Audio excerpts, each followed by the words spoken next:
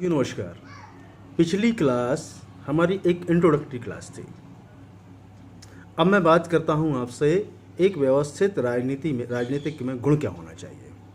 पहली महत्वपूर्ण बात तो यह है कि यदि हमने अपना गोल निर्धारित करके रखा है, लक्ष्य निर्धारित करके रखा है कि हमें वार्ड स्तर पर चुनाव जीतना है, पार्षद बनना है, हमें महापौर बनना है, या हमें नगर पालिका अध्यक्ष बनना है, जनपद अध्यक्ष बनना है, सभापति बनना है, या कि विधायक बनना है, या सांसद बनना है, और इन सारे के सारे जो पद हैं इनसे हट के यदि हमें ऊपर पहुंचना है, मिनिस्ट्रेट में पहुंचना है, तो हमारे पास काबिलियत क्या होनी चाहिए। सबसे पहली और मूल बात यह है कि हम लोग क्या करते हैं।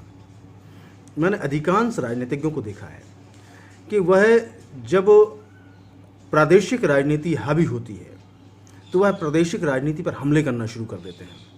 वह सिर्फ इसलिए कि अपनी पार्टी और अपने लोगों के बीच में सिर्फ छवि बनाने के लिए। तो क्या ये सही है? गंभीरता से सोचना।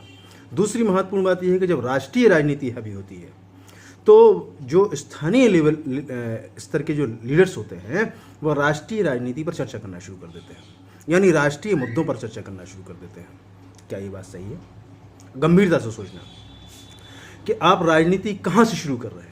यदि आप विधानसभा स्तर से राजनीति शुरू कर रहे हैं तो स्वाभाविक सी बात है उस विधानसभा में होने वाली सारी की सारी समस्याओं के ऊपर आपकी पैनी नज़र होनी जरूरी है। यदि पैनी नज़र आपकी विधानसभा में है तो स्वाभाविक सी बात है कि आप स्थानीय मुद्दों को व्यवस्थित तरीके से उठा पाओगे। जब आप स्थानीय मुद्दों को व्यवस्थित तरीके से उठा पाओगे तो स्वाभाविक सी बात है कि आप स्थानीय स्तर के लोगों के बीच एक व्यवस्थित जगह बना लोगे।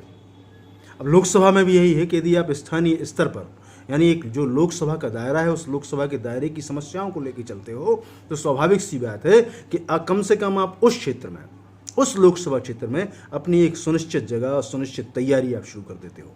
अब यही सोचो आप, यदि आप राष्ट्रीय लेवल के मुद्दों को उठा के लेके साथ में चलते हो तो क्या आप सफल हो? मैं समझता हूं कि जब राष्ट्रीय राजनीति हावी होती है उस स्तर पर आपको स्थानीय मुद्दों का ही चयन करना चाहिए। जब प्रादेशिक राजनीति हावी होती है तब आपको स्थानीय मुद्दों को ही लेकर हावी होना चाहिए। तीसरी महत्वपूर्ण बात, अब ये वॉच करना बहुत ज़्यादा ज़रूरी है कि हमारे सामने कौन है। हम चुनाव लड़ना चाह रहे हैं, चुनाव लड़ने की हमारी बहुत उत्कंठ इच्छा है, तो हमारे सामने मौजूद कौन कौन से हैं, कितने गुट मौजूद हैं, उन गुटों के बीच में हमारी पोजीशन क्या है और हम क्या हैं। स्थानीय स्तर पर हमने एक छोटी टीम तो तैयार कर ली, अब हमें एक टिकट की भी दरकार होगी। यदि हमें पार्टी से चुनाव लड़ना है तो स्वाभाविक सी बात है बिना टिकट के आप चुनाव नहीं लड़ सकते। जब आप बिना टिकट के चुनाव नहीं लड़ सकते तो क्या ये संभव है कि आप आने वाले समय में अपनी ही दम पर इलेक्शन जीत जाओगे? उसके लिए दो मुख्य चीज़ें हैं।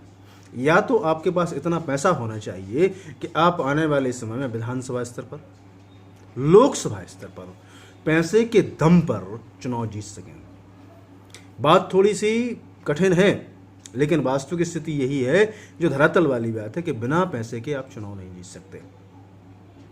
बूथ लेवल पर जब राजनीति होती है, विधानसभा स्तर की जब आप बात करते हो तो प्रत्येक बूथ पर कम से कम 10,000 रुपए का खर्च आता है।